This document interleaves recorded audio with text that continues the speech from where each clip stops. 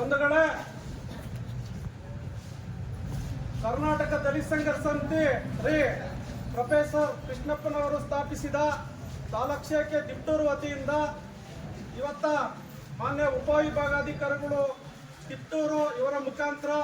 ಜಿಲ್ಲಾಧಿಕಾರಿಗಳು ತುಮಕೂರು ಜಿಲ್ಲೆ ತುಮಕೂರು ಅವರಿಗೆ ಮಾತನಾಡಿ ವಿಷಯ ತಿಪ್ಟೂರು ತಾಲೂಕು ಮಡನೂರು ಗ್ರಾಮ ಸರ್ವೆ ನಂಬರ್ 220ರಲ್ಲಿ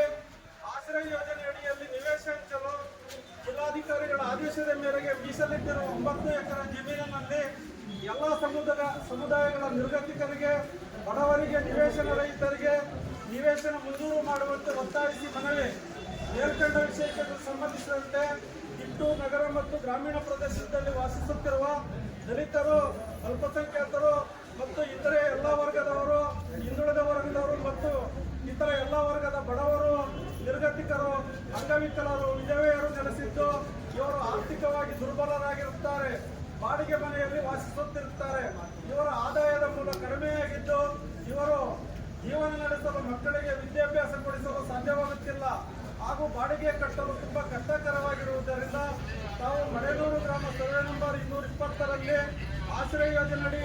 ನಿವೇಶನ ಹಂಚಲು ಜಿಲ್ಲಾಧಿಕಾರಿಗಳ ಆದೇಶದಂತೆ 9 ಎಕರೆ ಜಮೀನಿನಲ್ಲಿ ಆರ್ಥಿಕವಾಗಿ ಹಿಂದುಳಿದಿರುವ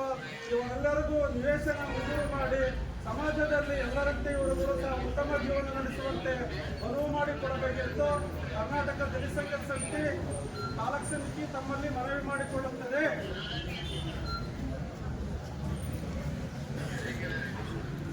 ಮೊಬೈಲ್ ತಗೊಳ್ಳೋಣ